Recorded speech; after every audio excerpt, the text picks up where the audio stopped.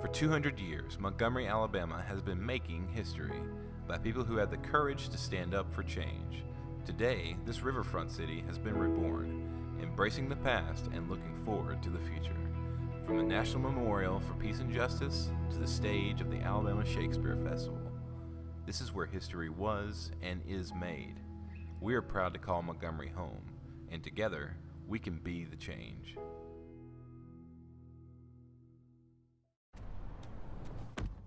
Oh, that spin class was brutal. Well, you can try using the Buick's massaging seat. Ooh, yeah, that's nice. Can I use Apple CarPlay to put some music on? Sure, it's wireless. Pick something we all like. Okay, hold on. What's your Buick's Wi-Fi password? Buick Envision 2021. Oh, you should pick something stronger. That's really predictable. That's a really tight spot. Don't worry, I used to hate parallel parking. Me too. Hey. Really outdid yourself. Yes, we did. The all-new Buick Envision, an SUV built around you, all of you.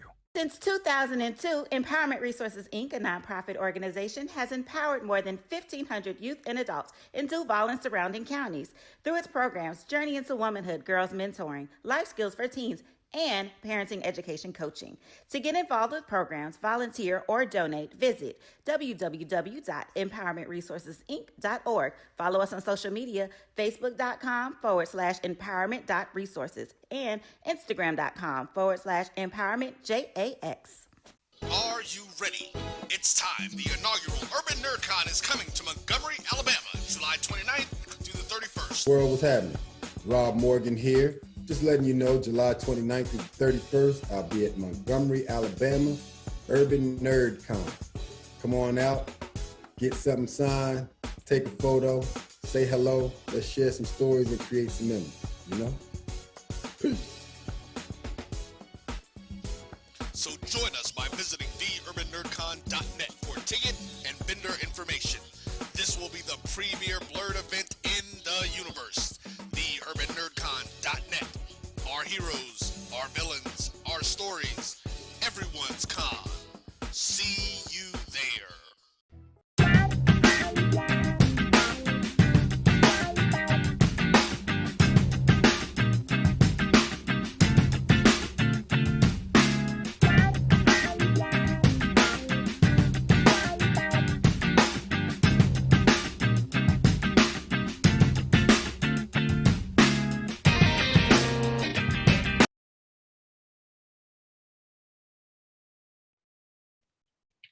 What's up? What's up? What's up? What's happening with your fam? Today is 6th of July, 2022. Y'all know what it is. It's Random Thoughts with DVP. I'm your host, DVP. And this is what we do when we do what we do. Here to bring it to you live on my JBN, where we like to do what we are. Unapologetically Black, and we like to have uncomfortable conversations. That's what we gonna do. All right, so let me go get my monologue out of the way because I got a couple of subjects I want to talk about. I'm kind of pressed for time because my daughter's here and she's getting ready to go to Korea, so I got to take out the dinner after this show. So we're gonna rush up on up out of here. If it wouldn't have been for my wife's birthday last week, I wouldn't have did this show. But I don't want to get in trouble by missing 2 shows. So, with all that being said, it is what it is. So let's start off with some real stuff. I'm really not sure how we got to this point of blissful ignorance, where people want to make statements blissfully ignorantly for no reason whatsoever other than to be inflammatory, or they really just think that we're stupid.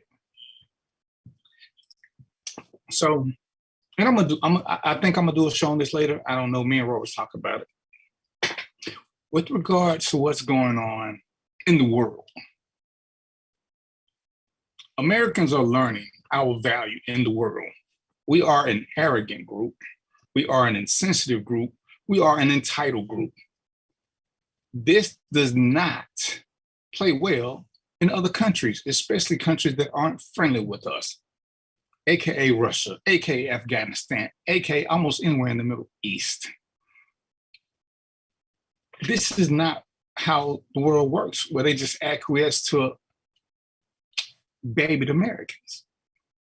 It is a shame what is going on with Brittany Griner, but it's also a shame what was going on with the prisoners before she got there and the prisoners that will come later, who are truly political prisoners. And now you want to make it a racial issue because you don't understand Russia, or that you don't understand politics or the world in general. And that is sad, because things will be said and done which are wholly untrue by people who have no right speaking on them. Speak your opinion. But had it been LeBron, guess what would have happened?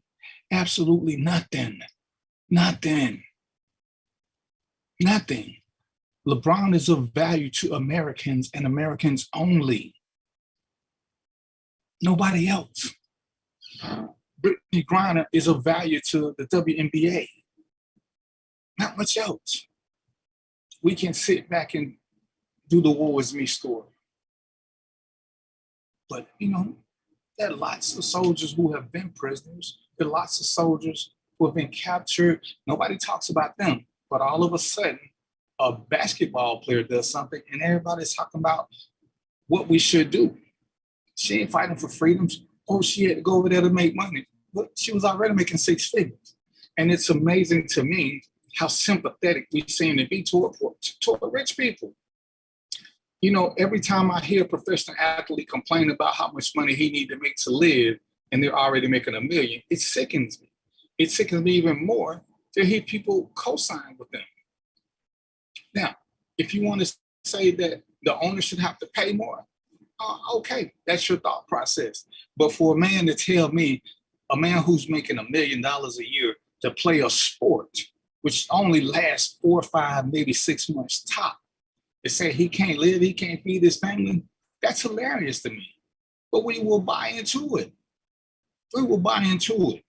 We will see things, support the WNBA, support this, support that. But y'all won't support your neighbor. You won't support your community. You won't support your friends. But you're willing to support somebody who makes 6 figures already and can do things without you. So we're going to have a political conversation in another show, not this one. But don't just say things because that's what you feel. Brittany Griner's wife says they should swap Brittany for whatever they want, which will never happen. And it's so disrespectful to soldiers. Remember the group of people that y'all love who was defending y'all rights to do shit and yada, yada, yada? Y'all forgot that part, didn't you? But it's okay. It's okay. What up, Travis? So we do these things. And just like with Eddie Long, I asked the same question. I'm waiting for somebody to say she's innocent, that she didn't do this. Eddie Long never said that. Eddie Long started talking about throwing stones. Everybody's talking about Brittany as a political prisoner, yada, yada, yada. I need to hear I'm innocent. That's all I need to hear. Because ignorance is no excuse. If you don't know what their laws are concerning drugs, ignorance is no excuse. In this age of information, ignorance is no excuse. So I said that to say ignorance is no excuse. Stop saying what we would have done had it been anybody else. Anybody else. Stop saying what Trump would have done. There were prisoners there when he was president too. Putin doesn't give a shit. Russia doesn't give a shit. Putin in particular doesn't like blacks. He doesn't like Americans. Doesn't like gay people. Doesn't like women. Sounds like 45 to me too, huh? And if y'all so convinced that 45 got all this pull, tell him to make a call and you'll find out where he actually stands in the political arena. For all you Republicans who think he's the best thing since sliced pizza. He ain't getting nothing done. Do your research. Find out who swapped Taliban on a peace treaty. Because I don't have the link because I ain't finna go into all that today. But it was the peace treaty that Trump signed to release Taliban prisoners for us leaving Afghanistan. Just saying. Read it for yourself. Putin can be a Christian. Travis, remember what 45's own staff said. The biggest threat to Americans is white Christian nationalists. So technically, Putin falls in that category. White Christian nationalist. He believes in his country above all. All right, but let's get to the juicy part of the conversation. I was trying to wait on one of my guests, but I got to do what I got to do because I'm gonna be moving. I made a post. I'm sorry, I didn't make a post. I shared a meme that I saw that was one of the craziest shits I ever seen. And the meme said, 98% of children have absent fathers because of their mother's behavior. Now, y'all know I'm not a big fan of this battle of the sexes. I'm even less of a fan of not taking accountability and responsibility. Now, I'm not stupid. I do believe that there are some fathers who are absent because of their mother's behavior. But you know what? That's still an excuse. You are letting somebody else control you. Unless they're locking you up, how are you not seeing your child if it's truly what you want to do? And understand, because I don't want y'all to get it twisted and try to convolute the conversation into something I didn't say or we're not talking about. Because right now we're just talking about absent fathers. We're not talking about gaining custody. So the guy that shared the post said 98% of children have absent fathers because of their mother's behavior. So I responded and because I want to talk. And I said, this is utter bovine manure. In most cases, the courts will give a father rights, but these dudes don't want them because they may have to make time and give up partying to see the kids. And they may not have access sex to the mother. So not seeing your kids is a choice. Accountability and responsibility is a conversation that y'all don't want to have. She got rights, and so does the father. One just chooses not to exercise theirs while complaining about her attitude because she is tired of hearing, I'm doing what I can, and you want to pop up whenever. Yeah, let's have a conversation. P.S. Bring your child support stubs to the fight or stay on the sideline. Now, I'm going to stick to what I said because if you are a father and you care about your child, you will go through hell and high water to see them. In most cases, we know 100% ain't everything, so we're not even going there. And I'm listening to these dudes give excuses as to why they can't, why it's the mother's fault that they can't see their child. The biggest one is you had the child out of wedlock, and you never bothered to get legitimated. So she won't let you see your child. She won't let you see your child. So you give her that power. When life is so simple, all you got to do is get the legitimation papers because you're paying child support, according to most of y'all lying asses. But you're paying child support because she can put you on child support without your permission. But if you're paying child support, Kalu, capital letters, she's already told them that you're the father. So all you got to do now is go get this legitimation done. See, she really is behind the 8 ball. If she don't sign it, then that means she lied about the paternity, which means she gonna get in trouble. So guess what? She gonna sign and say you are the father. The minute you become the father, guess what happens next? You get visitation rights. Or as my friend who's on vacation, Hunter would say, you get parenting time because visitation is for inmates. So she hates that term, even though it's a legal term on the paperwork. So when you don't want to see your child because of her behavior, it's truly because you don't want to put up a fight. You would prefer that you can't see the child. So you always got excuses for not seeing the child. And this is an issue to me because yes, I do attack men on this one. Why don't you ever blame the women? I ain't got time to blame the women. See, I could use my energy to say what women should do. I have a producer. I ain't sure what Roy doing. Hopefully he'll pop his little purdy face up and jump on in here with me. I see Deb is here. But every single week, every single day that I pop up on Facebook, I see somebody who looks like me. Usually still my color, maybe a little bit lighter, but they want submission. They want to be kings. They want this, they want that. But when it comes time to fight to see their child, they got a backup thing. They got a backup plan, and this ain't what they want to do no more. Oh no, let me blame Umagre. It is her fault. Ma, I will be mad at you, but I'm gonna give you a break because I don't even know why you comment without coming on. But I'm gonna let you have it because you get to take a break too, Mo. Welcome to the show. So when you guys talking about why it's the mother's fault you can't see the child, but you'll fight for anything else. You'll fight in the club with somebody stealing your shoes. You'll fight and stay in line to get them damn new Jordans. You'll do all this other stuff. And then one guy started complaining about the court costs. Oh my God. Oh, because it's so expensive. Legitimation at its finest costs $200. But if you ain't got the money, you can fill out a poverty affidavit and it's free. It's free, fellas. Poverty affidavit if you truly ain't got no money, but if you're paying child support, you got some money. But if that's coming out of it, all you gotta do is show your financial statements. And if you're eligible, they will let you do this. But let me read Mo's comment. There is a difference between a father and a dad. A father is a sperm donor, a dad is a cultivator.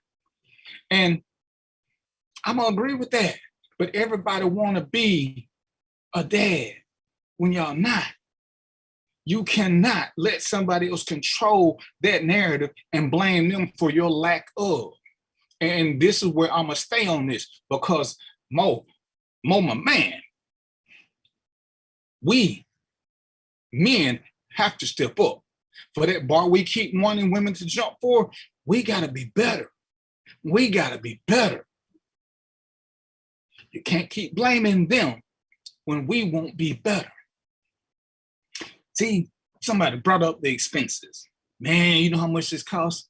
I went to the page. Damn, bro, you driving a Hellcat. What's a Hellcat go for? 50, 60 grand? So you saved up for a car, but you won't save up money to fight to see your child? And I guarantee you, to see your child, it ain't gonna cost you 60 grand. Let me just give a couple of quick facts. The one way that you will not see your child, one, is that you are a true threat and danger to that child. It has been proven. That is a hard thing to prove. Most courts do not want to hear that. They want the dad, even if he's a serial killer, if he ain't never killed nobody in the family, they still want to see the dad. So unless he's been molesting his child or beating the crap out of his child, they're going to make a way for you to see it. Even if it's with supervised visitation, you will still get to see your kid. So you don't want to. You don't want to. You can come up with all these other things. Deb, are you with me? I see you what's called, but I don't know. You with me? Okay, Deb is here. So we're going to talk about some factors that may go into the concept, because I'm willing to listen. See, what I don't claim to be, and this is why I like having Dr. Deb, this is why I like having Mo. I like to hear different opinions or different solutions to a problem. And I want y'all to pay attention to that word I said. I'm looking for different solutions. If all we got is blame for somebody else, that means you'll never take accountability for your part in what is going on. So you are always the victim, which puts you in the punk category. Why would any child want to be raised by a punk? And Mo said it. You know, I've been preaching it forever because I like the way he said it. Presence, meaning your existence, over presents, meaning gifts. Fathers, dads, you need to be present. Your kid needs to see you. Your kids need to be able to talk to you, to have conversation, to know that they matter. A gift does not do that. They want to have conversation. They need that. They need those little talks. Be somebody for them. Stop being a scary cheerleader who is easily frazzled and don't want to fight for nothing because I'm misunderstanding what it is. So I got Dr. Deb here because somebody wanted to talk about the psychological reasons that dudes don't want to step up. I call BS, but I'm not a professional. So I asked for a professional to come in because I ain't above being wrong. And if I'm wrong, then we can start a corrective behavior for me too. So he brought up a theory that I ain't never heard of. So I reached out to somebody who this is what they do because I read it and it still didn't make sense. But even beyond that, I do believe there are some psychological reasons for a lot of things. But I also believe, as a therapist said the other day about people with depression. And every time we see a white mass murderer, the first thing they want to bring up is some kind of depression. And the doctor was saying, That's so disrespectful to people who suffer from depression. People who suffer from depression don't have out multi-layer plans. They don't plan this. They don't plan 3-city murder sprees. They don't go out and buy guns. And she got a point. I told y'all for the longest, one of my bouts with depression when I would self-medicate was sexual violence. It was never planned. It hit. I responded. I learned to control that, but I never had a plan because I didn't know when it was going to hit me the hardest. So yeah, it is disrespectful when y'all say these people are suffering from depression when they got a plan. They got they got gear, they got this, they got that, they got this. It's all bullshit to me. But I also understand, again, which is why I got Dr. Deb here, my depression ain't everybody's depression. But I still don't believe, and I'm gonna let her explain to me, when do depressed people have plans, especially long-term plans? It's like, oh yeah, my depression gonna come tomorrow at 7:15, so let me plan for 7 to 8:30 because I know it's only gonna last me 90 minutes. But hey, I ain't the professional. So I want y'all to welcome Dr. Deb to the show. And I know I gave you too much to Dr. Deb, so if you want me to ask you specific questions or you give your expertise, then we're gonna do it like that because I know I spewed a lot right then. So welcome, Dr. Deb. Tell them who you are, then tell me about these psychological reasons why somebody would not want to see their child. My name is Deborah Burden. I'm a licensed therapist. I work in the school system currently. I've worked with several different populations, youth experiencing homelessness. I've worked inside the school system as a resource officer. I'm retired deputy sheriff. And people with depression don't plan what we have seen played out. People with depression normally become so introverted within themselves that they fall into the category of not practicing self-care, not doing things for themselves. So when we talk about what's going on, what we see now, that's not depression, okay? We can label that something else. We can label that as having lack of social skills. We can label that as being partly schizophrenic in some cases, hearing voices, things like that, but that is not depression. When you see somebody going out there taking a weapon and they open fire on a group of people who they have no relationship with, that's not depression, okay? That is absolutely not depression. So are we talking about, we're gonna go back to the parenting, the dads, or where are we going? I want to start out with what is a psychological condition that may cause a father to be absent in his child's life? Generational curses, okay? I'm gonna give you an example. I've got a client that it just clicked to me yesterday why he is displaying some of the behaviors that he's displaying.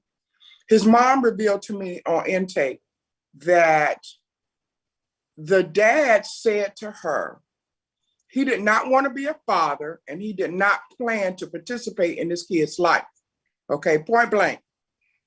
The father is currently incarcerated.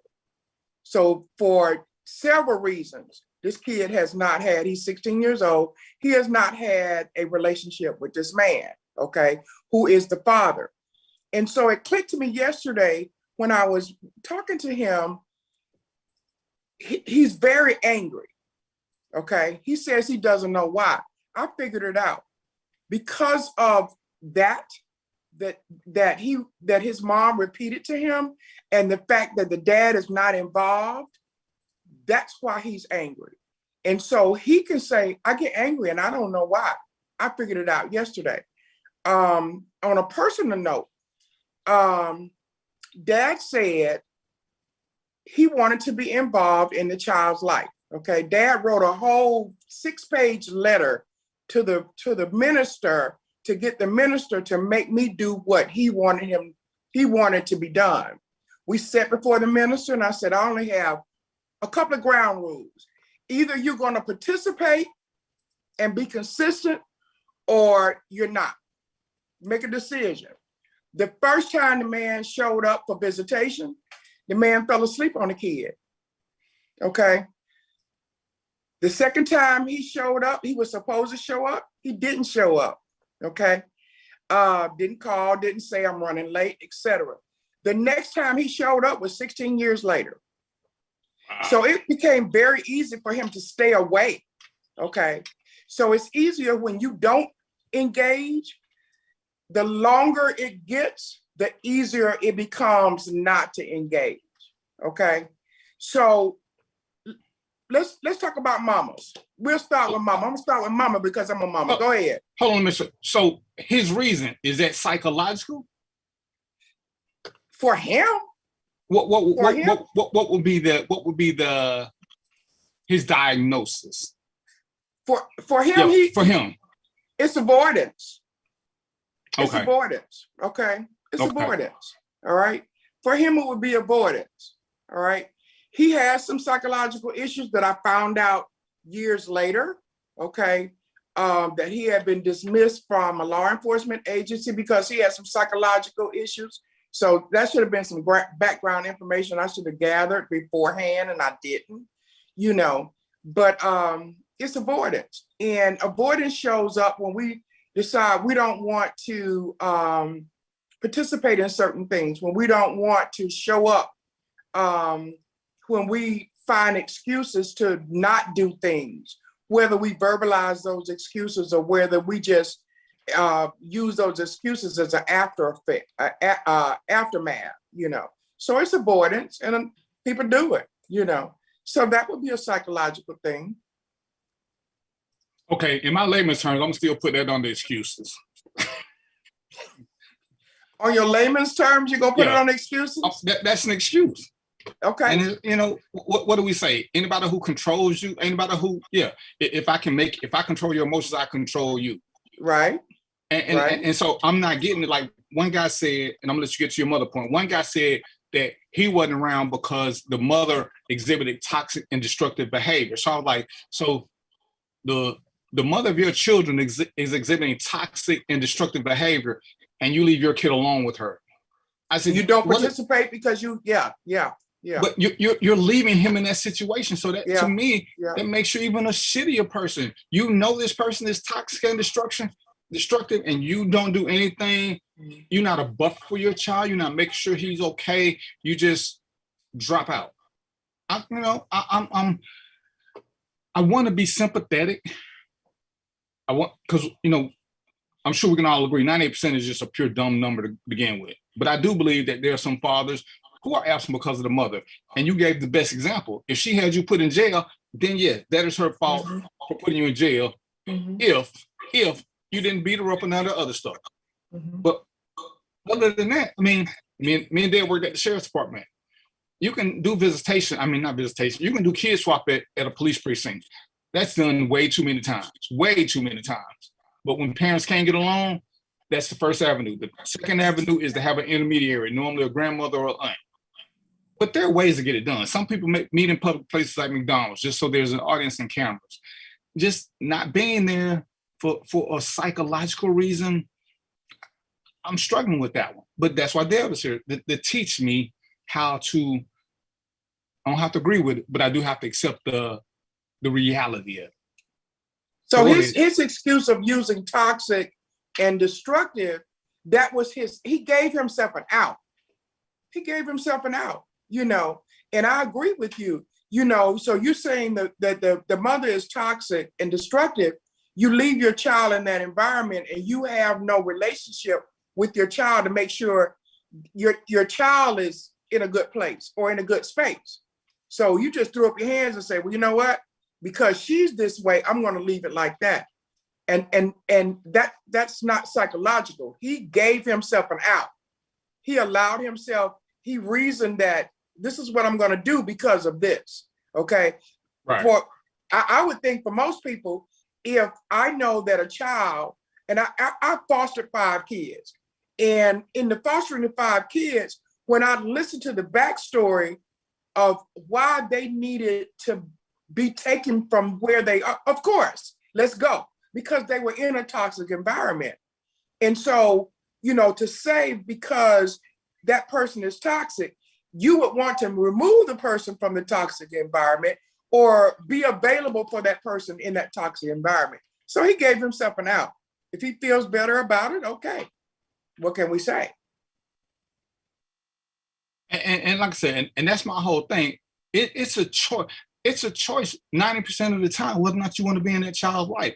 I mean, one guy said that, him and the mother, hold on, I have 3 children with 3 mothers, and it's never been his decision to leave the family unit. His firstborn and thirdborn mothers were easy to deal with. They give him situations that he don't like or agree with, but they don't give me these situations as vindictive attempts to diminish my mental state, as both of the mothers realize that a father's mental health is important to the child, as well as I realized her mental health is important to the child. But when they get to the second baby mama, she done keyed his car, had the police come on him several times, lied, talked about him, talked ill about him, and on and on and on. All this with a person who decided as soon as she gets pregnant that I was only a sperm donor. And I get those. Had I not seen it firsthand, I was on a trip with my brother and we went to DC where one of his kids is, reached out to the mother so to see if we could see the child. And she sent a text back. I'm sorry. She said this over the phone because he held it up. Why do you want to see my child if we're not sleeping together? That's it. And that's the second baby mama that he's talking about. We're no longer in a relationship. I'm not ready to move on. I'm going to be the second baby mama for just 30 seconds because it is what it is. He's moved on. She's upset because he's moved on, okay? And because he's moved on, what she's using this is as a pawn, all right? This is the way I can control this narrative. I don't have to let you see the kid, and then I'm going to cut up in the meantime because she still wants a relationship. So here's the other thing, the other caveat to that, okay? When we get with people, understanding what their mental health is, all right? Because it doesn't just decide you see it. We just have to be able to recognize it, all right? Because there were some issues there that should have been recognized long before we decided that we're going to produce baby, okay? And so now, because she's not in a relationship with him, she's retaliating. And that's what the retaliation looks like. Key in the car, cutting the screens on the window, et cetera, et cetera. Yes. And I thought about something because here's one that I do get, and it still doesn't negate you being in your child's life, because this happens quite a bit. It's even happened in my situation. What if the mother, okay, Trina's from New York.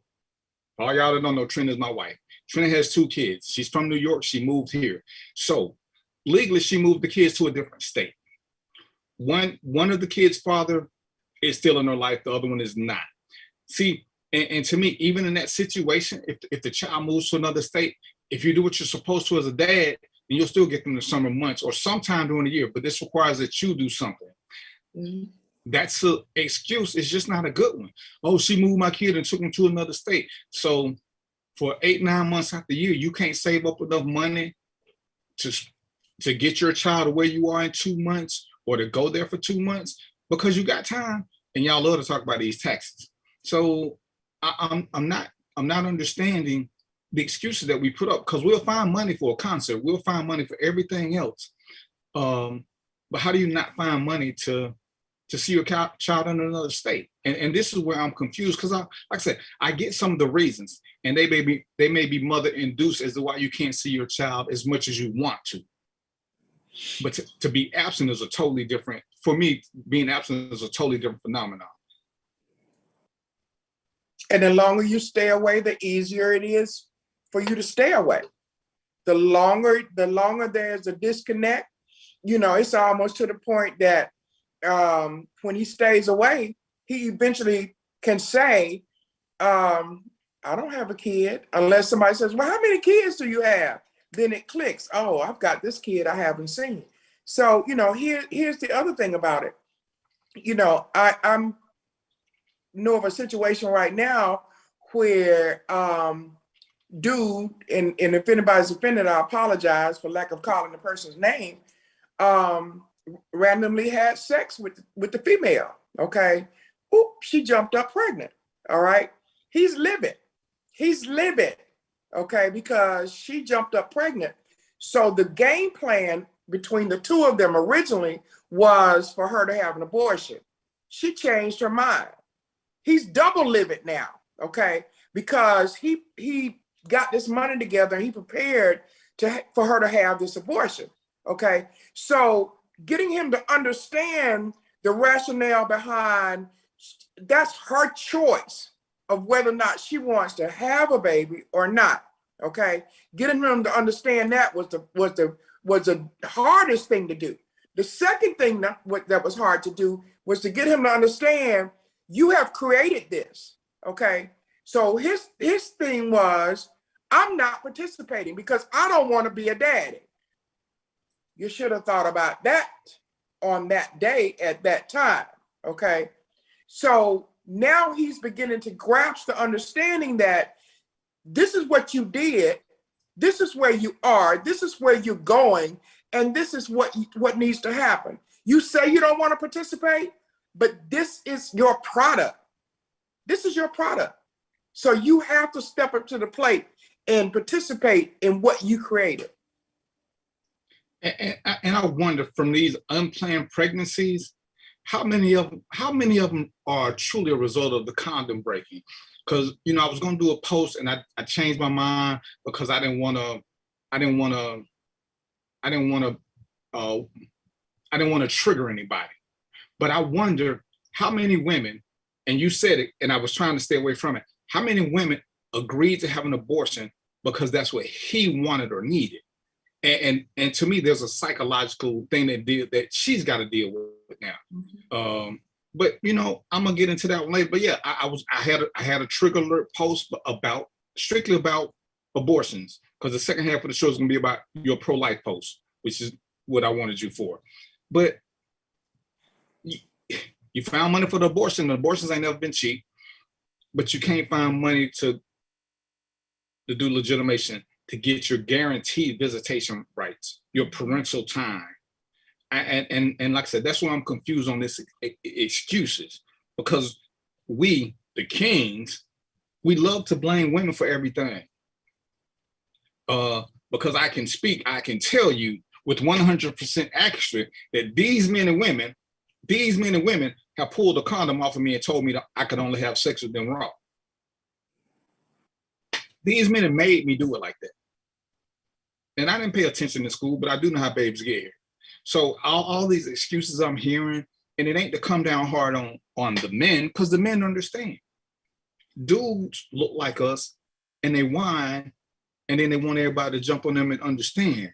Oh, so you ain't never had no crazy Barbie mom. Yes, I have. But guess what? Accountability and responsibility, I still picture.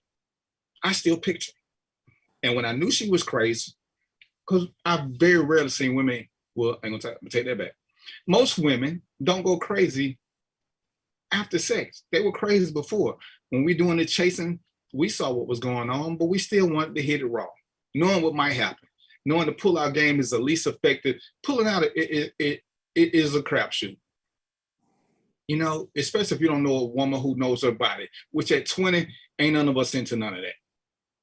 So I'm just, like I said, I'm hearing all these excuses, and I've had both ends of the spectrum. One of my child's mother was very accommodating. Another one was hella disrespectful. She was so disrespectful, she had my mama wanting to beat her up. That's how, and you know how little Belle can get. But my mama wanted to fight her. But you don't give up. You may take a break to regroup, but to be absent and just be okay with that, knowing that somebody's out there, a little you who's got half of you in them, and you just don't care, you're gonna blame her for it. At 17, they get to make their own choices. But as Dr. Dale said, once you're gone, it's easy to stay gone because you never want to be there in the first place. I just wanted to make it make sense. If you don't want to be there, just say you don't want to be there. There's no shame. Well, there is a little, but there is less shame in being honest. You know, oh, she tricked me into get her pregnant. I'm trying to figure out how that happened. She tricked me into this. She tricked me into everything is on her. And when you do all this whining and complaining, how many women do you think want a whiny man? And don't get me wrong, there's some out there, but how many women do you think really going for this? I'm so confused. And like I say, see, this is y'all right here with my therapist session, because Deb is my therapist right now, so y'all gonna make me have to pay her. Make me understand, Deb. You're the doctor. You know me, so just give it to me in lay terms. Why would I just? Why? Because you don't care. You know, we can be very self-centered, okay, in how we approach things, how we look at things. You know, you made the statement about how many times the condom broke. That percentage is very, very low, okay?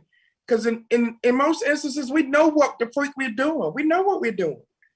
We know what we're doing. When you get in the car, the law says you have to put a freaking seatbelt on, okay? What's the difference in putting a seatbelt on and putting a condom on? What's the difference? And in saying that, I would think condom, for the sheer fact of the alphabets that can follow behind you not using a condom, stuff that you can't wash off, okay? You can't put some Dove or Dial on and it washes off. So when you say, you know, I did it, but why? Put the seatbelt on, you know, and that's what I said to the person that I was talking to. You know, take responsibility for, you went for a ride and you didn't put the seatbelt on. Now you have to decide, what do I do afterwards, okay? And it's consequences. It's consequences behind that. And so psychological, you know, yes, he's dealing with some stuff and having to wrap his mind around the fact that I wasn't ready to be a daddy. And I'm gonna give you just a little bit backstory. He's been through this twice before. And the other 2 times before this event, the mother's aborted, okay?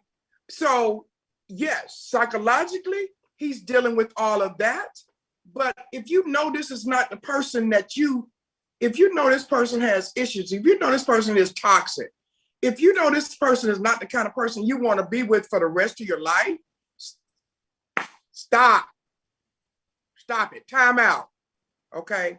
Think about it, let's get real, think about it, you know? And so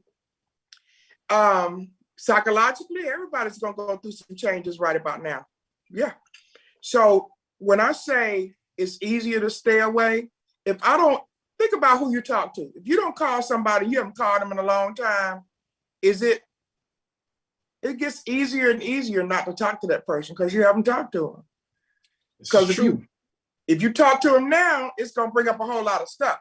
So it gets easier and easier and easier, okay? Mo says the difference is, if you don't put on a seatbelt, you risk your life. If you don't put on the condom, you have the potential to destroy 3 lives. Exactly. Good point. You know what's crazy? I did a post probably like 6 to 8 months ago, and I asked people, why do they wear condoms? And I was surprised at the number of women who said they won't have sex with a guy who wants to wear a condom. They won't? They will not. Because I thought in my ignorance that it was men who was pushing the issue. But I had, and again, people, this is why I'm in so many Facebook groups, because I like to ask questions outside of my circle. I put this in about 30 groups. I would say it was about 60-40, but there were lots of women who will not, and the craziest reason, but I've learned too, that most people only wear a condom only for birth control reasons. Because you look clean.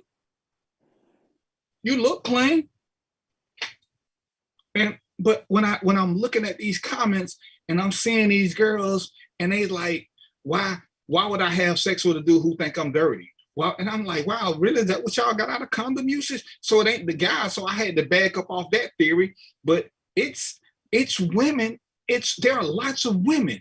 And we ain't even talking about 20-year-olds. Some of these women, 30, 40, they will not have sex if if they think they need a condom. And I mean, I hear the excuse, oh, we're going to get the test before we have sex. And you know, the test is a fallacy. It's a pipe dream. STDs can lay dormant for X amount of time. So that test really doesn't tell you. That test, to me, that test is one of the biggest misconceptions in life we have. The test is not reliable. We've been told that what? HIV can lay dormant for up to 7 years. Herpes is whenever. And it's like, damn, this is really what y'all doing these days. And I had to lay back on blaming men because I thought that men were they still are the primary pushers, but I would have thought men would have been in the 80 to 90% category. Hell, I would have thought they would have been in the 95% category. And you know what I've said to men who've said that? I have said this on several different occasions. If she says to you, you don't need to put one on, you need to get the stepping then. You need to get the step. That survey you did had not even thought about it, you know. But I have said, if she says, "Oh no, you don't need to put one on," you need to back up. It's an issue. It's a problem to me. That's my personal opinion. Okay. And again, that's why I put it out there, because we have to reach. And I tell people all the time, you got to reach outside your circle. These ain't people I know, so I can't keep using my circle. And I'm looking at it, and like I said, and some of these women are really, really good looking. And of course, you know, we all want to feel good. We all want to feel good because we can tell the difference. And hey, whatever. You know, and when I made a proposal one time that before we ever have unprotected sex, there should be a sex contract. We should have a conversation about what happens if you get pregnant so that we're on the same page. So we don't get this oops or the Scooby-Doo. And, you know, but again, in the uncomfortable conversation part, nobody ever talks about what happens. I mean, and I'm gonna use Deb because she's my guest now. But what happens if me and Deb decide to have sex in the condom break? We should have had a conversation so that we're on the same page. Does Deb want a child? Does DVP want a child? If we both don't want a child and something happens, at least we have the same mindset. Or for these guys who swear they want custody, hey, well, I'll take custody of the kid. So at that point, I need to have some money saved up so I can pay for Deb to go through all the things she's got to go through to have a baby. Sign this over. When you have a child, I got the child. Boom. And you know, everybody's like, oh man, nobody's gonna do all that. Right? Because for me, if I'm being honest, it's easy for the man to step away. It's hard for the mother to step away. You've got to carry this baby around for 6 to 9 months. So it's hard for you to step away from this package that you've been carrying for 9 months. Whereas me, I'm only, at best, I touched your stomach a few times, but I have no true emotional connection because I don't feel it kicking. I don't feel anything other than what you tell me. And I'm just so amazed because, like I say, it's easy for us to walk away. What's holding us? As Antoinette said, I'm gonna call you names. I'm gonna call you out your name. Oh, there, you was probably cheating with some other dude. How you know it's my baby? I'm gonna do all this. And so then it's easy for me to stay gone. Once you have the baby and you like, did you know this your baby? I'm like, no, you was doing this. I'm sure you didn't make me use a condom. You didn't make other guys use condom. But you wasn't a hoe when I was not using condom, which to me defeats the argument, because if I think you're a hoe, why am I not using the condom? Which that whole argument is self-defeating. And then when I look at this, and I'm thinking, yeah, this has got to be part of the reason that we're absent. We don't want to accept any responsibility and accountability because now I need for you to be a hoe. Even though you wasn't a hoe the 3 months I was sleeping with you raw. Then you was a good girl. But I guess somewhere in them 90 days that we was doing all this naked nastiness, you creeped out on me while I was being chaste and exclusive. And here we come with the excuses. Well, she should have did this. She should have did that. And as we slowly venture over to the pro-life conversation, Deb has 100% of 100%. This is the only thing I never blame women for. That they have to accept total blame for. Women are the only ones who can decide whether or not they're gonna have a baby. They're the only ones. They're the only ones who get any input. They can't get pregnant without us. So we have a role in that. If I don't want her to make that decision, all I gotta do is just not give her my seed. Or as Antoinette says, get my seed disconnected to where I'm just shooting blanks. See, that's where men we don't want to accept that responsibility. And I made a post about it. Vasectomies are reversible up to a point. I think after 5 or 6 years, the chances are less and less and less. But hey, it's much easier for me to do something than it is for the woman to do something. What do we get? We give women hormones, which change their body, which change the way their body will respond. Most birth control pills do something to our hormones. It confuses the body. It confuses the body, end of the day. But the man, you get a little snip, ain't nothing confusing your body. It ain't producing or it ain't producing more or less of anything. It's still functioning as normal. It's just a connection was broken. Is that a fair assessment, Deb? It is a fair assessment. However, for men, it becomes a psychological issue because I can't do that anymore. Okay. I'm not able, but it's the same thing that women go through when they decide, okay, I'm going to have my tubes tied. Okay. That's a conscientious decision. And it used to be where if a woman was married, she could not make that decision by herself without his input, okay, or his agreement that she could get her tubes tied because she no longer wanted children. Okay. So for men, psychologically, I'm not able to do what I'm not able to do this particular task. Oh, wow. So that's why men are so resistant to getting a vasectomy, because that's part of their psychological manhood, to be able to shoot sperm and get somebody pregnant. Okay. How many men do you know that the proverbial, I want a son, and they got 3 babies, 4 babies, and they're still shooting for that son, okay? Because I need somebody to carry my name on, okay? So it's psychological in that area too, you know, so they don't want to set themselves up to not be able to produce. And I get all that, and if that's what you want to do it. But if you don't, I knew I never wanted to be a biological father. I never had anybody talk to me about vasectomy. Nobody ever talked to me. Once a doctor did talk to me, man, snip, I was done. Week and a half later, life was great. Even though the reason I got it done, I had to wait that out, but that's a whole nother story. But it's insanity. And yeah, Michael, we did talk about this, and I'm glad you're here. We're trying to figure out why is it that the post was that 98% of children have absent fathers. And we're trying to figure out what's a good reason for a man or a dude to not be in his child's life.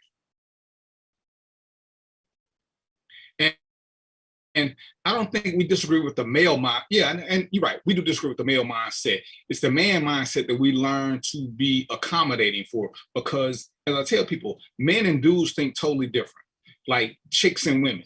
You're dealing with 2 different mindsets, even though they look like the same person. We have to start adjusting and stop arbitrarily calling every dude a man unless he exhibits man tendencies, or every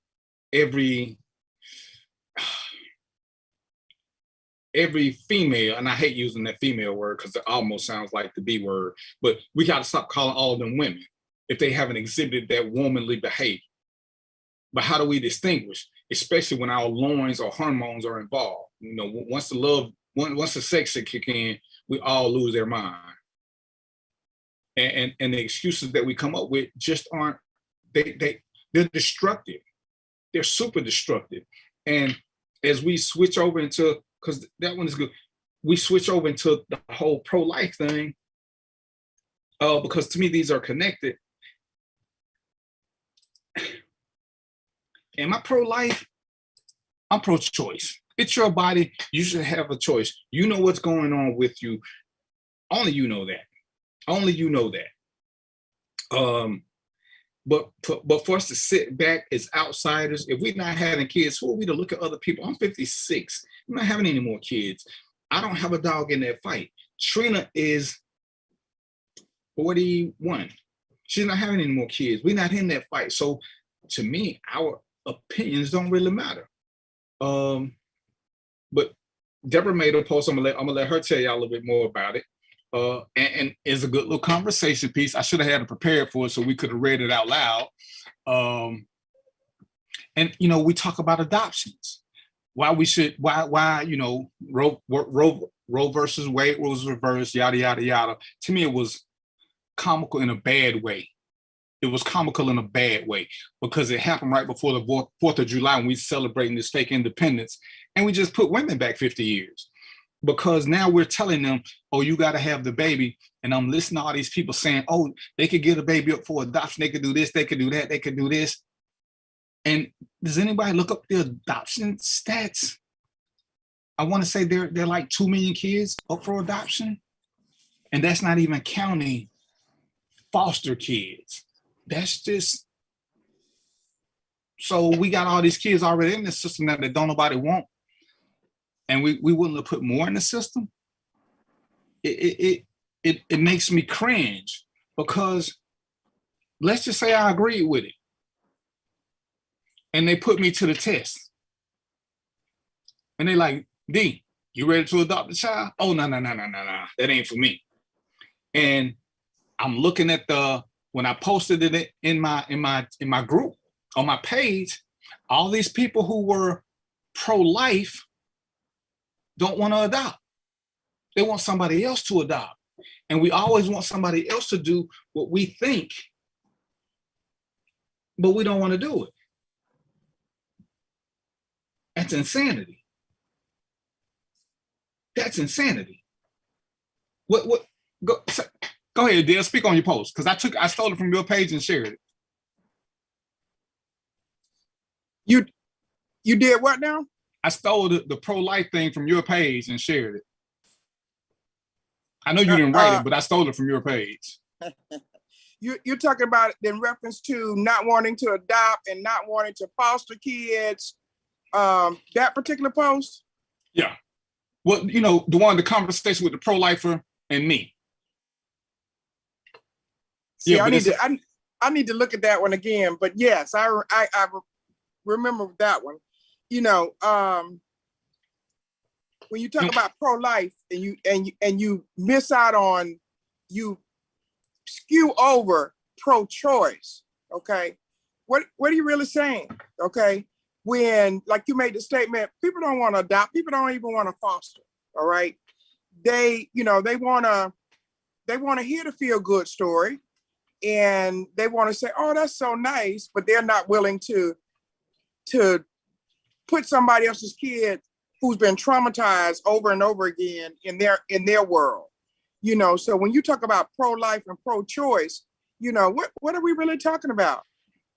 You making decisions for who? You making decisions about what? You making decisions about how someone else operates with their own body? Really?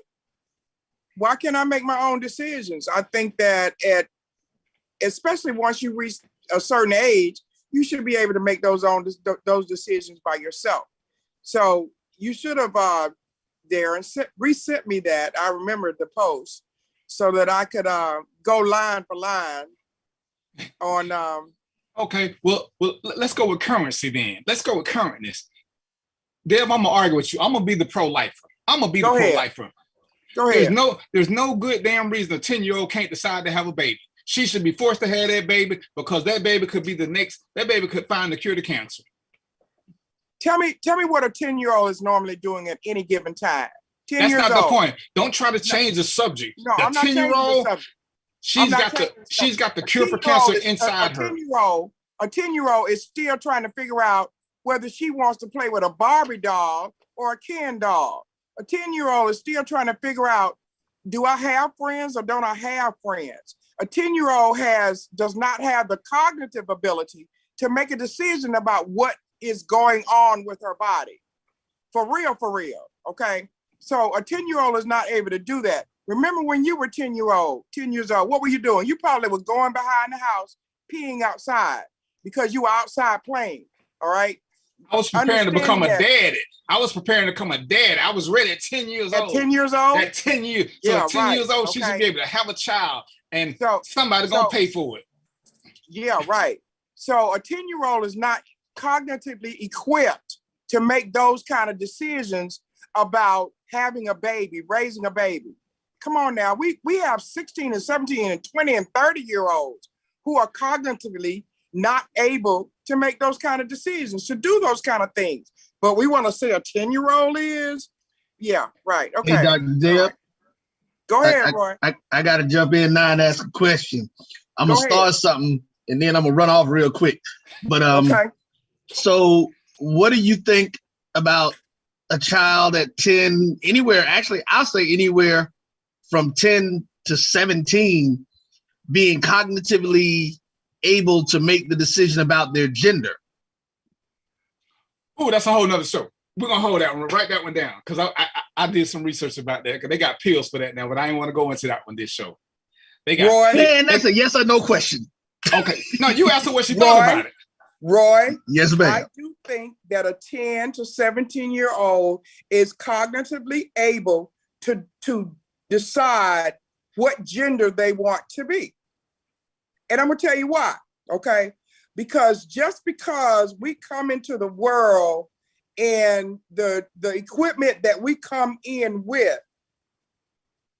vagina says I'm a female, penis says you're a male, okay, does not necessarily equate to the internal things that a child experiences. And when I say internal things, I mean, I may not feel like I'm a girl. I may not feel like I'm attracted to boys. I may not feel like internally, okay, that I can present myself as a girl. So yes, I do think cognitively they are able to make that decision. And you know what's crazy about it? Well, you know, all right. Yeah, so we're gonna have to do another show on that one. Oh yeah, I got that one down. But you know what's crazy about this whole 10-year-old girl thing? The most insane part about this, nobody's talking about who got her pregnant or why she was even having sex. That was gonna be my question. We are so into this abortion that nobody's saying, how in the hell is a 10-year-old having sex? How in the hell is a 10-year-old getting pregnant? And we not talking about who's gonna be prosecuted, which is a whole separate problem, because in a lot of states now, the time for an abortion, the penalty in prison time is more than it is for a rapist. Yeah. But we're not talking about who, because this is a rapist. We're not talking about who got her pregnant. And that to me speaks volumes about where we're headed. And as I was talking about the adoption process with this pro-life thing, if you pay attention, and this ain't my fight, this is definitely not my fight. But as we complain about white people adopting black kids because they can't teach them this, black people ain't stepping up. But what Roe versus Wade did, according to Clarence, Uncle Clarence Thomas, he wants to end same-sex marriages. So guess who can't adopt kids either? And the two leading adopter of kids are white people and same-sex couples. And same-sex, yeah. Go figure. Yeah. Go figure. Yeah. But now same-sex couples are being put on hold because they're scared of what's going to come next. Because according to the thing, there are over 100,000 same-sex couples waiting on adoptions, waiting to adopt a child. Now, I don't care how you feel about it. LGBTQ, you know, as a group, I mean, I don't, they're not my favorite, but if somebody wants to take care of a child and they are not destructive or something negative, why is it we're preventing that? We don't want to do it. I can't sit back and say, oh, no 60-year-olds should be adopted. I don't want to do it, so I can't tell them how to do it. Y'all get y'all process done if they fit the criteria, if that's what they want to do. I thought about doing it before. And crazily, I wanted to adopt a teenager. But there ain't a lot in my category either, because people want babies because they come with very little baggage. And as you get older and older, you get into the system, the stats are saying that foster kids don't lead good lives. As Antoinette said, for every success story, there's 10 to 50 more horror stories. Yes. And we act like we Yes. don't want to recognize these. Yeah. For every doctor that may be born, we got serial killers, serial rapists, because they're gonna get caught up in the system and nobody's ever gonna love them. Nobody's ever gonna be there for them. I had the pleasure, misfortune, I met one. He applied for a job with me. And his whole reason for needing a job was that he was aging out of the system and he had nowhere to go. He has no family. He has no family. So what happens? Where is he gonna get anything? He don't have the background to get his own apartment. The system is putting him out. And people don't realize all these other things, and they keep coming up with these solutions. Oh yeah, we can. Oh yeah, what is it called when you drop babies off at the fire department or in the emergency rooms? There's something where you can do that, and you supposedly you won't get in trouble. Even though that ain't what happened to the lady that dropped her baby off at Grady. But you know, we got all these things, but we know the truth that normally they're not good things that are coming from these adoptions, from fostering kids. There's just not. Deb, how many kids did you say you were a foster parent to? I had 5, and they were all teenagers. I was in that environment where the kids that I was around were teenagers. And so, you know, they found themselves in situations where lack of supervision, lack of structure, lack of parenting, etc. And when it came time, they came. The longest one that was here, brother and sisters were here through graduation from 10th grade going into the 11th grade through graduation. So all of them graduated from high school while they were still with me,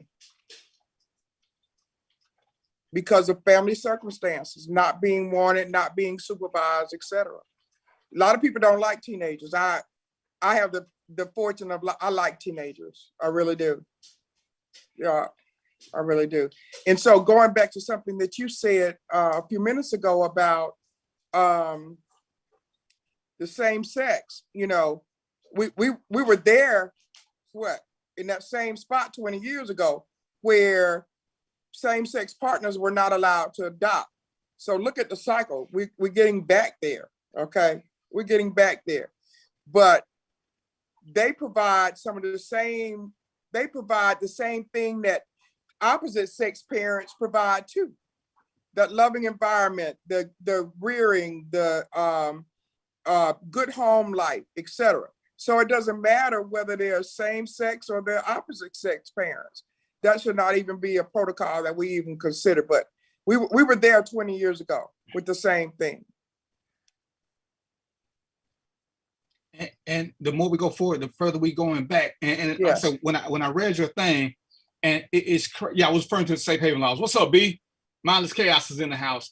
And like I said, we got all these things, and it's crazy. We love to tell people to mind their own business, but then there's so many ways that the courts and some of the systems are in everybody's business, and they're not providing realistic answers. You know, we can grasp to something and know that it's not gonna work. We know it ain't gonna work. We can put up stop signs. We know people gonna run them. We put up red lights, people still run them. So now you're saying, oh, we're gonna make everybody be pro-life, and anybody who don't want a kid, we're gonna just put them in adoption, and somebody's gonna adopt them just like that. That's not what the system says. That's not what the system says. And when I do that show, when we talk about other stuff, I got somebody who works in the foster system who's gonna come and talk about the struggles of it. You know, they're frustrated. You know, one of the commenters was talking about, oh, if they're not safe, then they'll pull them out. And I'm like, dude, I don't know what you've been watching, but we've seen stories for the last 30, 40 years about unsafe foster homes where there have been plenty of reports. The system can't keep up with them. So it's hard to find good foster parents. So through neglect and ignorance and arrogance, we put these kids who may have been good kids, we put them in harm's way. We put them in harm's way to make us feel good because abortion is like killing. And I'm gonna say this. I ain't trying to offend nobody. I'm truly not trying to offend, but I'm just being realistically honest. At the end of the day, every fetus, every single fetus, medically speaking, is a parasite. It is living off another person. I don't understand how this fetus got so much power. When any other time we get a parasite, what do we do medically? We remove it, because without the mother, this fetus can't live. So it cannot be an individual, because an individual does not feed off another person. Only parasites do that. And I don't want to get into that, but that's the reality of it. Because if you cut the mother off, what happens to the fetus? It dies. What happens when you take the parasite off its food source? It dies. But all of a sudden now we making this fetus a human being. As somebody pointed out, it can't vote, you can't claim it on your taxes, and we getting caught in this system. And again, I don't care if you're pro-choice or pro-life. I believe everybody should make their own choices. That's just me. But I'm willing to listen to intelligent arguments. I'm willing to listen to people who want to step up and put their money where their mouth is. Right, Brian, in some cases, abortions are warranted. You know, I'm watching, because I like reality TV. There are lots of conditions that only come when a woman gets pregnant. I'm watching some show where the woman got pregnant and the pregnancy kicked in a disease that put her at risk. But now she's got to carry that baby to term and risk dying. A doctor had made a comment about, and I'm not sure what it called, it's when women get the DNC. But if there's a condition that the woman has, and I forgot the name of it, and the baby dies in, I think it's called in utero, she can't remove the baby. So a woman normally has to carry a dead fetus around until her due date, knowing that the baby's dead, but because abortions are illegal, the doctor can't take the baby out. So we don't think about those kind of things when we start talking about all this other crazy shit. We don't think about those people. And yes, they may be in the minority, it may be less than 20%. But if the mother is forced to do something, and I got Deb here, and she's psychologically traumatized, she's got PTSD, because we know that women who have babies do suffer from postpartum now. We know this is something that's been going on for years. So we're gonna put that baby in that condition where she feels one way and she keeps the baby, but she's suffering from depression as well. Who is that beneficial to? Other than the people who want to say, I control you, so F you. Especially if she doesn't have a support system. Especially if she may be in a position, especially when we talk about individuals on the lower economic paradigm, if she doesn't have a support system, sometimes the postpartum depression is never even recognized. It's not acknowledged. But then what happens in turn is she creates a situation where, because she's depressed, she ends up neglecting not only herself, but the child. She can't connect to the child emotionally. What happens to that child? That child grows up not having experienced the emotional connection with the caregiver. So, you know, it keeps going on and on and on, okay? So when we say, you know, we want somebody, everybody that gets pregnant needs to carry this baby, you know, there are some circumstances that should not be the case. Should Right. absolutely not be the case. And a 10-year-old is one of those cases.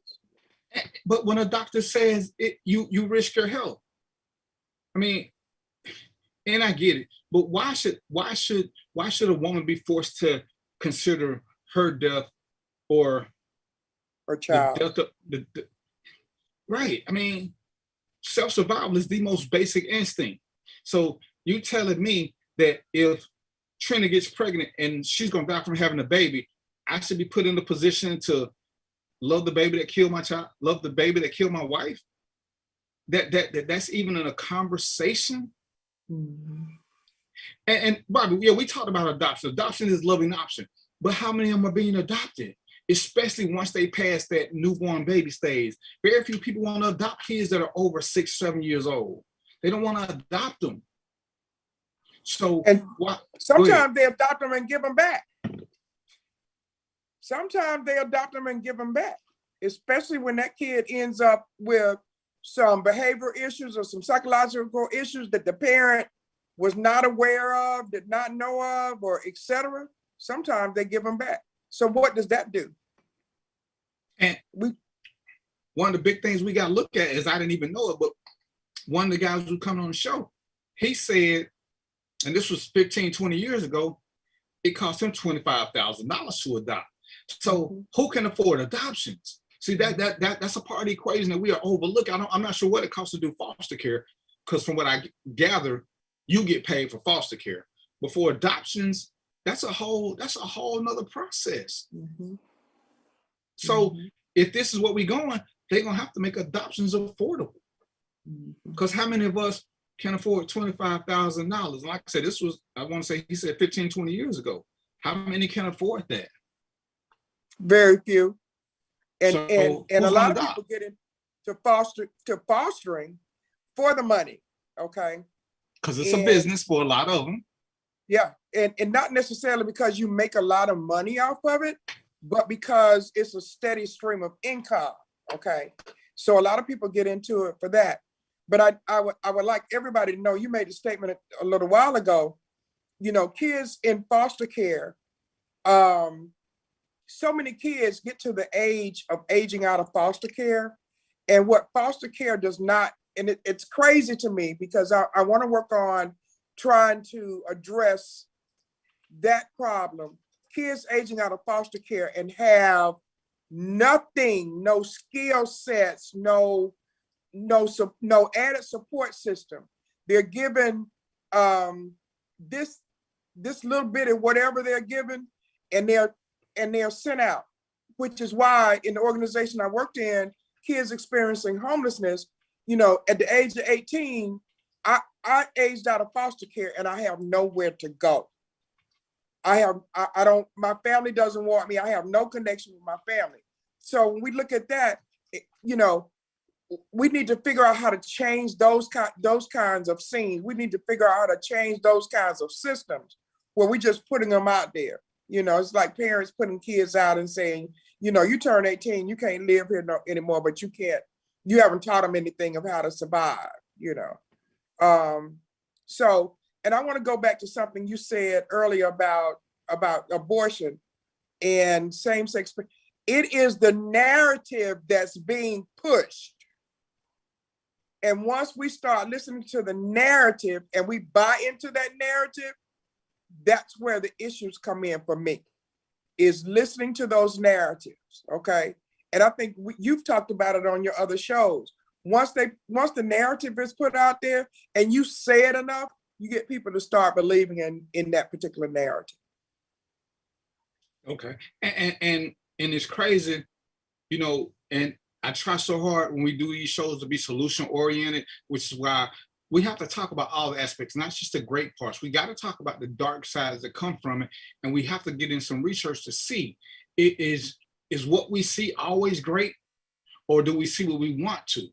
You know, so when we get here and we do these things, like I said, when I start looking into foster care statistics, when I start looking at adoption and how many babies are up for adoption right now, and we're going to willy-nilly add to that number, in addition to destroying some women, or in this case, children. Because this 10-year-old girl, who we're not talking about her rape, I don't know why, but she's being traumatized. She got to leave the state to go get an abortion. She has to deal with this. Even though, you know, we don't know who she is, she's gonna always know who she is. She's gonna always know who she is. And when people bring up their story, she's gonna know. They're talking about me, even if nobody else knows who she is. These are things that are gonna eat away at her. These are things that are gonna cause her to go see Dr. Deb in a few years. These are things that will make her resentful or something. And yeah, it may make her a better person and yada, yada, yada. But you can't tell me at 10, she decided she wanted to have sex. You can't tell me that. And, you know, again, nobody's talking about sending her parents to jail. I don't know why. Shit happens. I don't know how, because school ain't in. But right now, she got two separate fights going on. And everybody's talking about the whether or not she should get an abortion. Who is responsible for her getting pregnant? Who is responsible? And yeah, Patricia just said the people that scream adoption have never nor plan to ever adopt, which is what I said. If you're not putting your name on the register to be an adoptee, an adopter, then to me you have no say in that. You have no say in that. See, Deborah and DVP did something that most people won't do. They joined the law enforcement community. So guess what? We can speak on it because we actively did it. Don't pay a lot of money, but we did it. Why we did it ain't nobody's business, but we did it. If you ain't gonna be part of the solution and not just keep saying what other people can do, if you ain't gonna do it, you really can't, you really are not the one to make this statement. But if she in DSS custody, how does that explain still who got her pregnant? Did she get pregnant in the system? Did she get pregnant living at home? I mean, these are questions that nobody I'm saying nobody, that most people are dancing around because these require answers. These require We need answers. to get India. We need to get India and her girl Nisa to come on to do a show about the foster care system because that's actually the work that they're doing. Make it happen in 2 weeks. Because make it happen.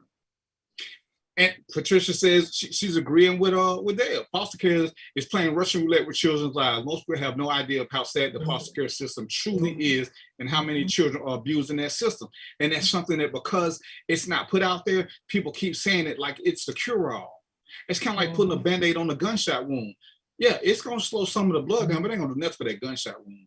And simply trying to use the foster care system, which is at best a Russian roulette. Because for every one successful story, there are 5 kids. I'm willing to bet there are at least 100 more who can tell you some horror stories, great horror stories. But guess what?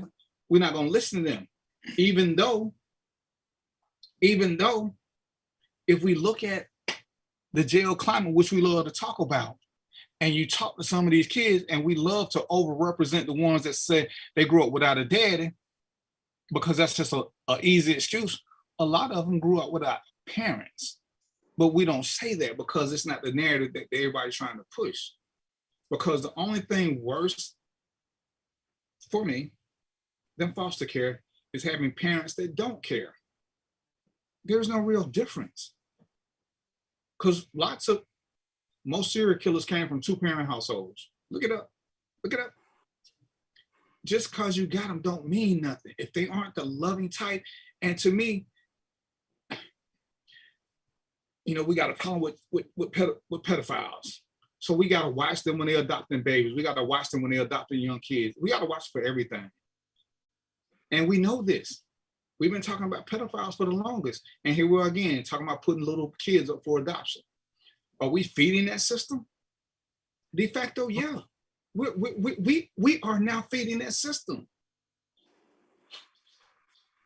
And some people are saying it's okay. And as we all like to say, some of them I have to look at kind of sideways. You for encouraging pedophiles? Because we know about a lot of pedophiles. Most pedophiles got money. So guess who would probably be able to afford adoption? When you look at what kids go for on the black market, these same people can afford adoptions. Are we willing to become the farming system for pedophiles? Is that what we're gonna do? Antoinette says we need class action litigation for what the foster care system do to the children of color. But then what?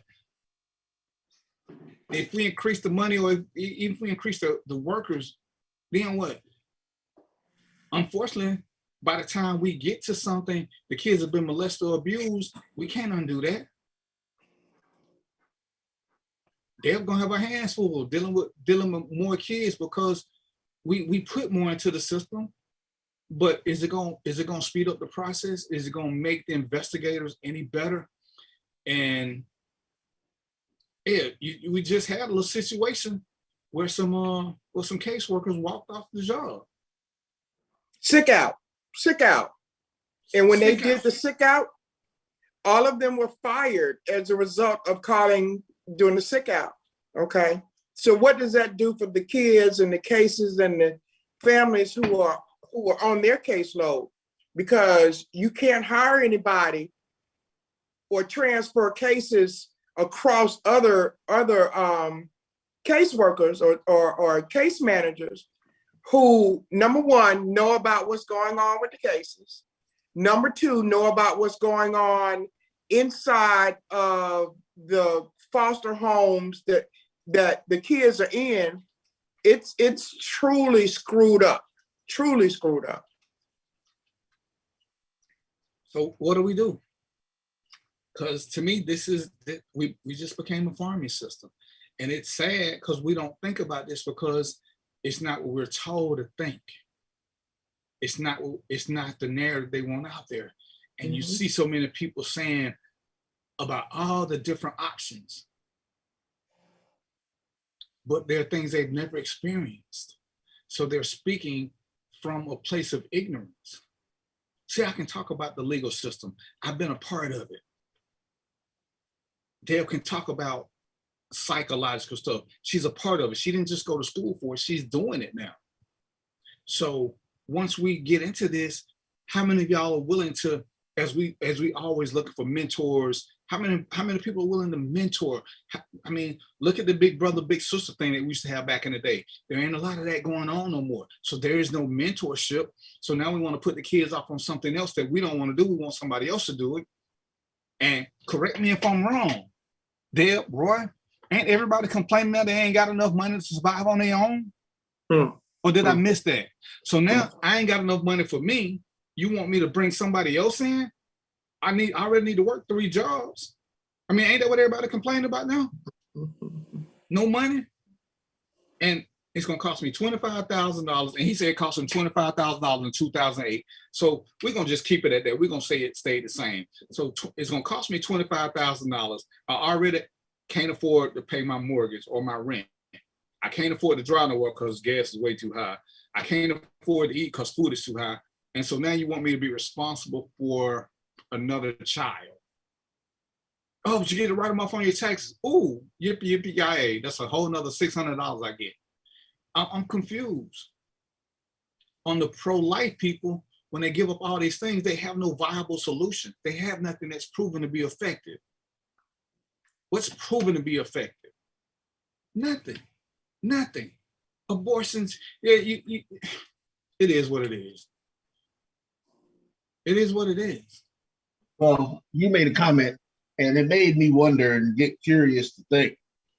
Yeah, the average cost of a private adoption, $70,000 in the US at this point. $70,000 in 2022. So who's gonna be adopted? And I'm gonna push back to that same thing. And I ain't saying they don't ones who got money, but we know as a matter of documentation that pedophiles, especially who are in the sex trafficking or human trafficking, they pay a pretty penny. The other ones who can afford this, they can get fresh meat legally now. Legally. They get fresh meat. And this is what we're pushing onto women who either mentally, financially, or whatever it is, can't or don't want to have kids. I don't know that many women who use abortions as birth control, but let's just say for shits and giggles that there are some who do it. How minute is that category? Because you're scarring your body each time you have an abortion. You're scarring your body. This I know from talking to women who've done it. You can't keep doing it. And again, I think I'm gonna go ahead and put it out. I'm still I don't want to have a trigger thing, but I want to know when women get abortions, what's their primary reason for wanting an abortion? Is it because they want the abortion? Is it because of family pressure? Is it because of the baby daddy pressure? Is it for financial reasons that they just can't afford to have a baby? What is it? What is their true reason? All of the above. And you know, is it? Oh, and I got birth control. How many women do y'all actually doing this for birth control? Deb, you do a lot of kids. I mean, Zero. You're either doing it because you don't want your parents to find out, You know you're not mentally stable in order to take care of a kid. You know you're not financially stable to take care of a kid. You know, you're in a situation where the person that you got pregnant by is not who you need to be with, okay? And you can look at that in a whole lot of different lights. You know, it's somebody who is toxic. It is somebody who is way older than me, and I should not have been having sex with that person in the first place. You know, maybe the person is married. Maybe or protected family member. Family member, etc. So all of the above, all of the above. But as a means of birth control, no. I don't buy into that it's a means of birth control. No. And Brian, don't get it twisted now. We can't say no woman actually wants to get an abortion. It's a hard thing for most of them. But we're talking about a 2-hour decision versus an 18-year decision. And we're talking about them forced, the conversation is them being forced to have a baby. If they're forced to have a baby, that they cannot, if they already know that they cannot do it, why should they be forced? Oh, there's plenty of sympathy for the woman who gets pregnant, except for the 10-year-old, even though I got sympathy for her and her reasons. But what is the point of forcing the 10-year-old to have a baby? Do we think that this 10-year-old wants to have a baby? Because you're trying to prove a point they're trying to prove a point, and this kid, this 10-year-old little girl, is the example. Should the girl who's being molested by her father be forced to have her sister? Absolutely not. Should she be forced? No, absolutely not. Brian, I can't say, because we know these things happen a lot. We see it. You can watch reality TV, the court shows. You see this. So this is a sympathetic conversation. We have to be sympathetic toward the woman, which we're not. We're becoming overseers. We're saying what she has to do. We're saying what she has to do. And luckily, you do have district attorneys who are stepping up, attorney generals who are stepping up saying that they will not prosecute. They will not prosecute. The sucky side is when kids cross the state line to get an abortion, the sucky side is it becomes a federal violation. You can't cross state lines and commit a crime. This is what I know. So what will the feds do? What will the feds do? They ain't gonna do nothing either, because it's gonna be too expensive to try to prosecute abortions. That's why you get these other states that aren't gonna do anything. And I'm sorry, because I had to jump in. I think it was I can't remember which one of the brothers it was. He's saying the conversation is sounding transactional right now. Well, I mean, unfortunately, that's what it is. When you take away someone's choice, when they rescinded Roe versus Wade and took away the choices, that's exactly what you now said, is that these women's bodies are now transactional options that we have, that we're setting these standards for, to say that this is what you can do in whatever these situations are. And I don't understand it. Like, I don't understand why the first thing, or at least one of the things that you would still allow you is if you're raped. And Darren talked about it earlier. That makes absolutely no sense to force someone to carry a child that was conceived in rape. I mean, you talk about PSD, and I'm gonna ask you this real quick. Now I'm gonna show, but hold on, I'm gonna even pop on for this one here. Oh shit! Now I don't know if many of you guys saw, or how many of y'all saw Darren? Did you see Luke Cage on Netflix? No, I didn't. Well, I did, but I didn't. Man, look here. The second season of Luke Cage, that everybody black needs to watch that. Dr. Deb, trust me, if you ain't seen it, you need to go watch that whole second season of Luke Cage, because it'll give you so much material and reference points to use in your work between the relationships with black men and their fathers, between exactly what we're talking about. Like Alfre Woodard should got an Emmy for her, the way she portrayed her character in that second season. When you talk about the nuances of all of the stuff and all these things that we've been sweeping under the rug in our culture and in the Black community for all these years, because that's what happened with her daughter. The daughter that she had was a product of rape from her Uncle Pete, you know? But she was always made to feel bad about it. And she went through all these different emotions talking with the girl, and she finally broke down and told her, she was like, I tried to love you. She said, I tried to, but I couldn't, because every time I look at you, yeah, I see him, and I remember how you got here. You know, and it's like, when you talk about that kind of mental trauma that we are forcing on people, let me change that. That mental trauma that we are forcing on women. On women. That is not, because it's not on people, because me and D ain't having no babies.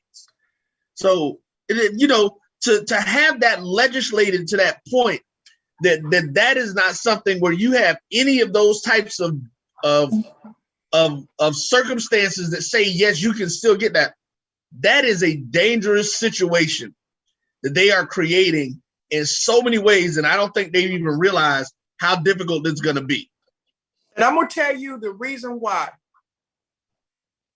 The reason why is because the fear of the European community using that particular arena, which will decrease, okay, that population. There is a fear that the European population is on the decrease and the African-American population is on the increase. That's a fact. And okay, they need more votes. That's a fact across the board. They're having, the statistics say that white people are having 1.3 children per marriage or per even relationship, whereas Blacks and Hispanics are up over 3. Actually, so, Blacks, Hispanics, and Asians. So that's why that narrative is being pushed so hard. Okay, that's the reason why.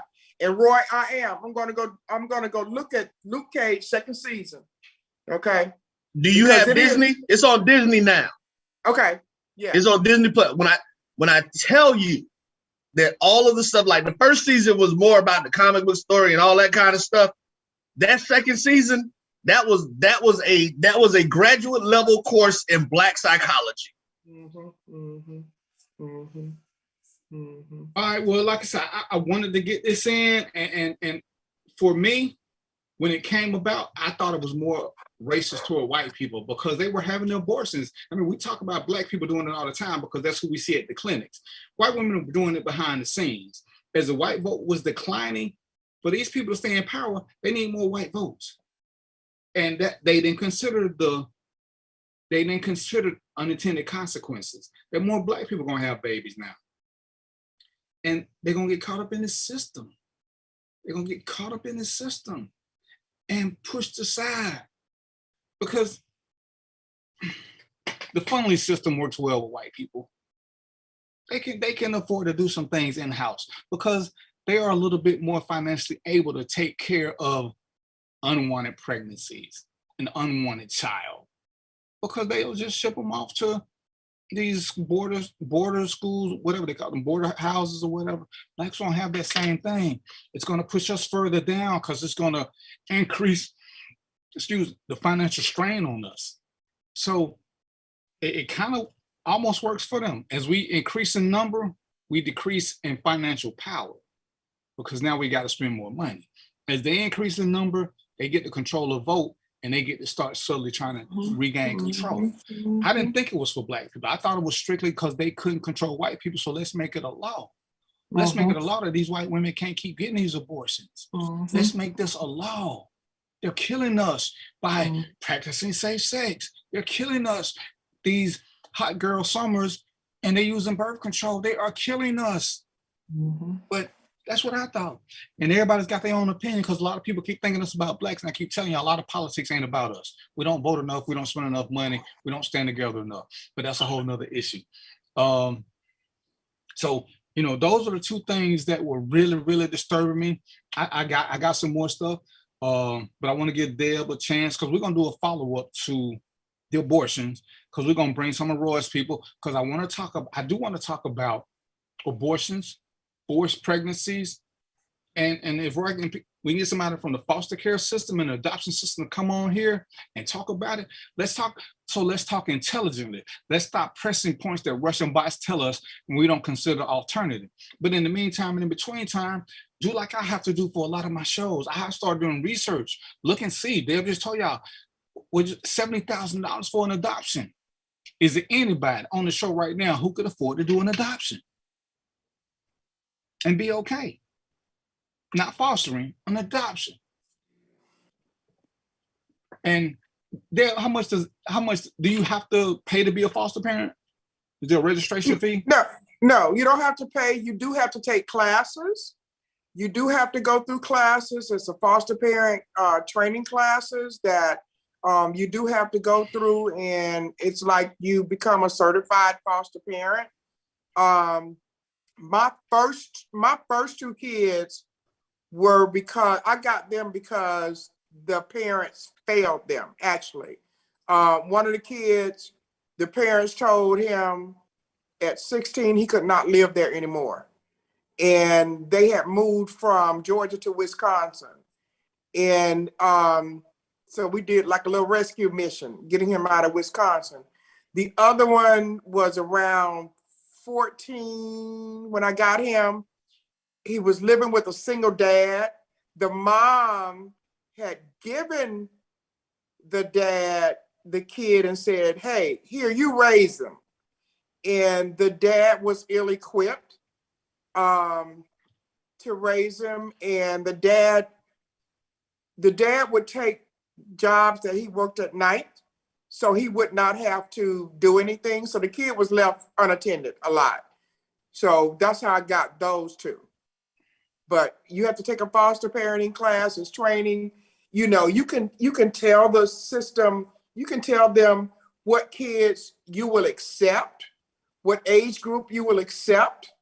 You know, in adoptions and things like that, older kids are harder to adopt. Like you made the statement earlier, people want babies, they're cute, cuddly, et cetera, and they have not necessarily had the same trauma that older kids have, but older kids are harder to adopt.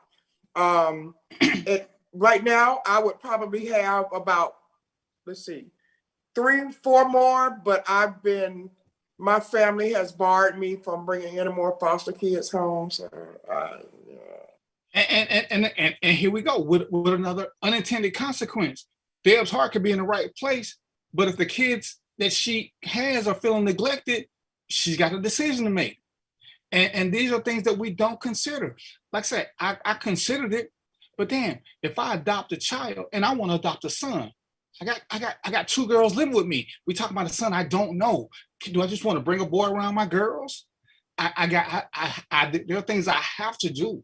So no matter what I want to do, I still got to think about totality. And especially if we're talking about an older boy who I don't have a connection with, who knows what his inner stuff is, because I don't know what they tell you when they adopt them, but some things they don't know because they don't know the parent. And some things may have not developed themselves in the boy as yet. But then if you put him in a trying situation and depending on what's done in his past foster homes, let's just say, because do they tell you if the child has been molested in past foster homes? Do they what? Do they tell you if a child you're getting has been molested or been abused? They're supposed to give you the background information on a child that you are fostering. Yeah. Okay. So you're supposed to know the background. And so they may tell you if they know. If the child just act out in quiet, who knows how that works? So we got a lot of variables in the system that sucks. So like I said, we're gonna do this again. We're gonna get a couple of more people in here. Like I said, we're gonna see if we can get somebody from the foster care system. We're gonna see if we can get somebody from adoption system. But that $70,000 ain't no joke. Cause I know y'all heard me. Ain't nobody said I could do it. Antoinette, you big time over there. Can you afford to spend $70,000 to adopt a child? And do you have the time for it? Again, in this economy, who has the time? Deb said you got to go to class to be a foster parent. the guy who's coming on about the adoption, he said when they were adopting, you know, you get to put in your personal stuff, but they wanted a super newborn. They had to sell themselves to the mother because she got to pick where her baby was going. So just because you want don't mean you're gonna get picked. You gotta wait to get picked. That's a whole nother thing. And if we don't know the system, we just speak on it without doing the research on it, then we're truly being neglectful. And again, our American arrogance and ignorance is kicking in where we feel like we're entitled to tell somebody what they should do. See, I think everybody should spend 2 years in the military to know what the real world is like. What if they made that mandatory like they do in other countries? See, everybody talk about, you know, we free to do this. There's a little thing in the Constitution. Roy, correct me if I'm wrong, but it says something about we got the right to life, liberty, and pursuit of happiness. Now it says ... unless you're a woman. All right, Pat, Patricia, make sure you come next week. Because now if you're a woman, you don't have the right to life, liberty, and the pursuit of happiness, unless you agree with what I say.